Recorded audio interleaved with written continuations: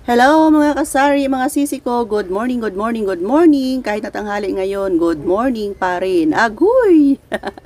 Ayan mga sisi ko, magbo-voice over tayo ngayon. So pagpasensyahan nyo na kasi nga hindi ako sanay mag-voice over. So for today's vlog ay gawin ko ang request ng ating kasari na sabi niya Ate Rosa na mag-vlog ka naman na mag-display. So bihira lang kasi akong mag-display dito sa tindahan kasi ang pag-display mga sisi ko ay trabaho yan ni Kuya Dave. So kapag ako'y mag-grocery, uuwi ng gabi, pagising ko sa umaga, halos tapos na po lahat ang mga item na na-display ni Kuya Dave. Kaya minsan lang talaga ako makapag-display. Kahit na yung mga item na galing grocery, ayan, trabaho na yan ni Kuya Dave. After kong i-vlog yung mga item, si Kuya Dave na yung mag-display. So stop muna tayo saglit kasi speaking of grocery, nandito na. I-receive ko muna yung mga item, mga sisi ko. Okay, so yan na mga kasari, patuloy na tayo. Na-receive ko na yung mga item na na-order ko sa grocery nung isang araw. So may mga nakastock akong sorb powder sa baba. Ito yung mga sorb na nabili ko sa Tindahan Club. So hindi ko muna i-display itong mga item na naka plus 1 kasi gusto kong ubusin muna itong mga dating stock ko na sorb. So maswerte ako mga kasari kasi ang Tindahan Club nung time na nag-order ako sa apps ay may plus 1 sila. 6 plus 1 ang kanilang promo kaya kumuha ako ng marami. Kasi nung isang araw na pumunta ako sa supermarket para mag-grocery, walang available na may plus 1, na sorb na may plus 1. So, iba-iba yung kulay ng sorb na benta ko dito sa tindahan. Meron akong yellow, purple, at saka yung tawas. Pero ang pinaka fast moving na kulay ay ang kulay red at saka yung kulay pink, yung rose fresh at saka yung cherry blossom. Kaya ito yung item na binili ko sa Tindahan Club. So, dinamihan ko na mga kasari. Kasi aside sa may kita tayo bawat isa, may free pa sa bawat 6 plus 1. So, nasa 20 ang nakuha ko, 20 packs mga kasari. Siguro 20 sa red at saka 20 tie pala. 20 tie or packs. Pwede rin nakapack siya kasi nakabundle po yan mga kasari. So, ang benta ko sa isang sorb na powder ngayon ay 9 pesos na kasi ang puhunan niyan ay mag-8 pesos na. So, hindi naman lahat ng panahon ay may free kaya nasa 9 na yung benta ko. Okay lang sana, pwede na siyang ibenta ng 8 pesos kung kada bili mo ay may free. Kaya nga, tulad ng nabanggit ko, hindi lahat naman ng panahon na may free. Kaya may free man o wala, 9 pesos na talaga ang benta ko para yung customer natin ay hindi na malito. So, isahan na lang yung price. Okay, so napakainit ng panahon mga kasari. Si Kuya Dave ang inutusan kong mag-video sa akin kasi nga po nabanggit ko na kanina, request ito ng kasari natin na sana pag mag-display ako ay yun yung i-vlog ko. So, meron ako ditong upuan na maliit. Ito yung gamit-gamit ko pag ako'y mag-display. Alam nyo naman na hindi po tayo katangkaran, mga sisi ko. So, ngayon, may darating na order namin na pang merienda na burger mga sisi ko. So, ayan, dumating na. Ito na yung nabanggit ko na titingnan ni Kuya Dave. Ito ay nagkakahalaga lahat ng 470 pesos. Ito ay Burger King. So, ayan, binuksan ni Kuya Dave. Tinignan niya kung ilan na burger ang laman kasi nga, ang nabayaran niya is 477.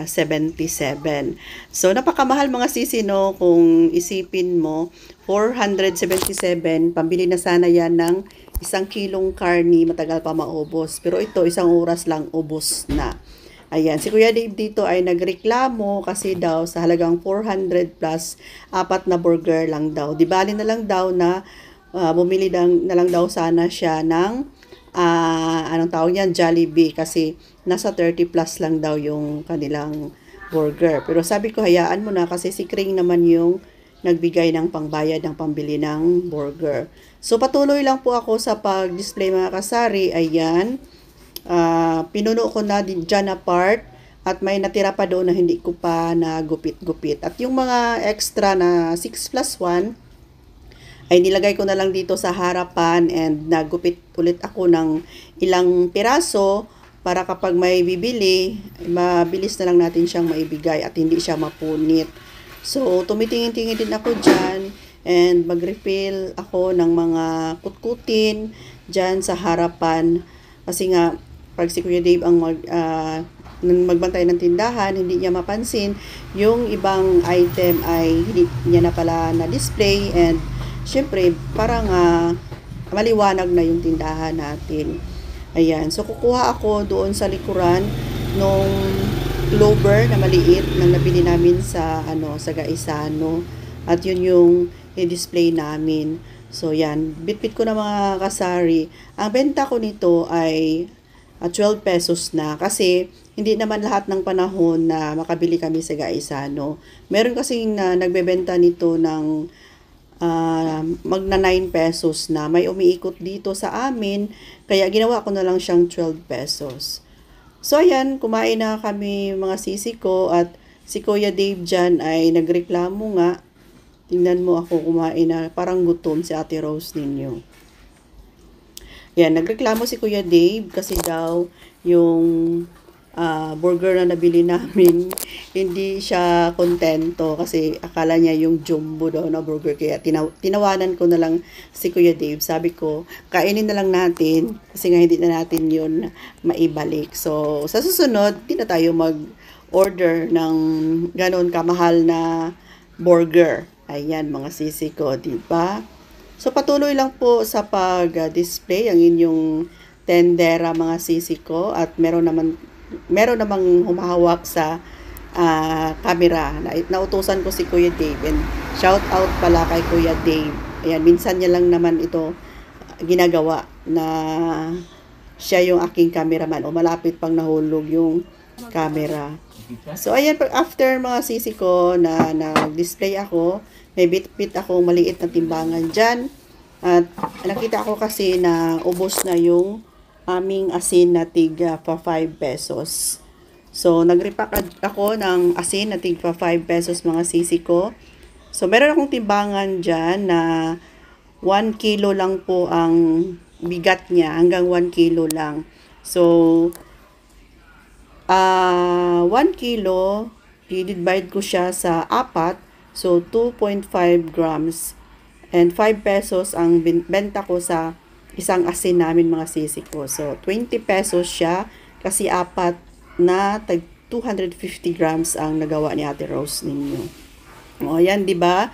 Sobrang dami ng trabaho sa tindahan. Walang katapusan mga sisi ko. O, yan o, dami ko nang nagawa. So, ang gamit kong plastic pala dyan ay 4x12 mga sisi ko. O siya, ako'y mag-display na ng mga asin. Thanks for watching. See you next vlogs. Love you all. Bye!